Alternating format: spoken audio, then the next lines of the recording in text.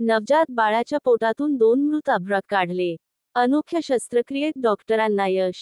बुलढाणा जिल्ह्यातील एका नवजात बाळाच्या पोटातून एक नव्हे तर 2 अभ्रक काढण्याची धक्कादायक घटना समोर आली आहे.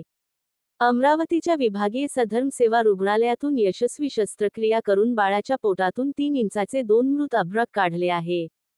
3 दिवसाच्या बाळावर 12 लोकांच्या वैद्यकीय पथकाने शस्त्रक्रिया केली. 5 डॉक्टर, 4 नर्स, अन्य सहाय्यक कर्मचारी होते. बाळाच्या पोटाला 12 टाके पडले असून बाळाची प्रकृती ठणठणीत आहे.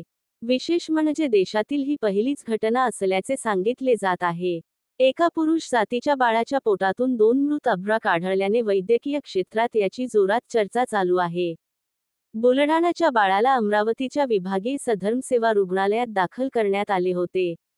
बाळाच्या वडिलांनी सुद्धा डॉक्टरांचे आभार मानले आहे. आणि त्याच्या बेबीच्या पोटामध्ये ट्विन्स सारखे पण जीव नसणारे अवयव होते, ज्याला हात पाय दोन्ही 2 बाळ होते आणि त्यांना हात पाय होते, डोकं नव्हतं आणि खालचा भाग शरीराचा बनलेला होता. तर ती शस्त्रक्रिया आज इथे सुपर स्पेशालिटी हॉस्पिटलमध्ये करण्यात आली आणि त्याला जवळपास 1-1.25 तास लागला.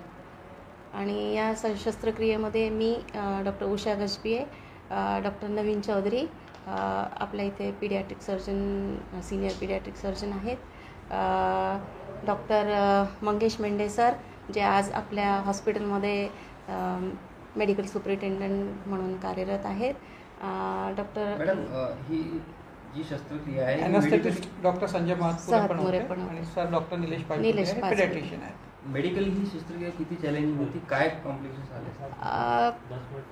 शस्त्रक्रिया चॅलेंजिंग असतेच, कारण की 3 दिवसाच्या बाळामध्ये तुम्ही जर मोठी शस्त्रक्रिया करता, ज्याच्या पोटामध्ये 2 बाळ आहेत आणि ते तुम्हाला काढायचे आहेत, त्याला रक्त सप्लाय पण असतो, तो रक्त सप्लाय नॉर्मल शरीराच्या अवयवाला जोडलेला असतो आणि त्यापासून तुम्हाला ते सेपरेट करावं लागते. तर शस्त्रक्रिया एक तर छोटं बेबी असल्यामुळे, दुसरं त्याचे अवयव शरीरात पूर्ण मोठं बाळ असल्यामुळे आणि मोठी ट्यूमर असल्यामुळे ते आपल्याला चॅलेंजिंग राहतं. त्याचं ॲनेस्थेशिया चॅलेंजिंग असतो, बाळाचं ऑपरेशन चॅलेंजिंग असतं. बच्चे को कितने टाके लगे?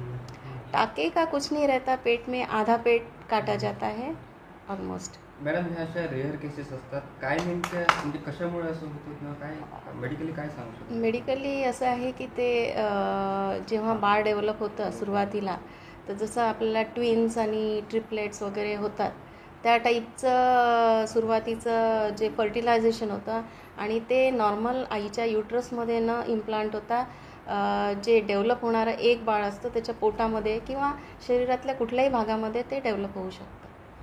किती लोकांची टीम होती आज सकाळपासून? ते आपण सांगितलं आहे मी. किती लोक? हां, असं आहे, हे जे आहेत हे आणि नर्सिंग स्टाफ जर अराउंड 10-12 लोक होते. आता बाळाची कंडिशन्स कशी आहेत, काय? बेबी सध्या आउट ऑफ ॲनेस्थेशिया आहे, बेबी वेल सेटल्ड आहे आणि थोड्या वेळाने आपण त्याला ॲनेस्थेशिया थिएटरमधून NICUमध्ये शिफ्ट करू. केलं बाईला, त्याला प्रॉब्लेम झाली ती, अंगावर वाढ लागलं होतं, त्या हिशोबानं डॉक्टरनं त्याला गोळी दवाई दिली आणि घरी पाठवून दिलं सुट्टी करू. त्याच्यानंतर डबल ॲडमिट केला बाईला बुलढाणा. तिथं डॉक्टर अग्रवाल यानं बाईचं सिझर केलेलं आहे. पहिले 2 सिझर असल्यानंतर बी त्या डॉक्टरचा मी अभिमान न करतो आणि लई उपकार मानतो की त्यानं माझ्या बाईचं जीवन वाचवलं. आणि इथं हॉस्पिटलमध्ये पण डॉक्टर लोकांना माझ्या मुलगाचं जीवन वाचवलं, 2-2 मुलं काढलं. त्याच्याबद्दल मी त्याचा बी धन्यवाद करतो आणि सरकाराशी विनंती करतो की अशा हॉस्पिटलसाठी काही ना काही सुविधा करायला पाहिजे.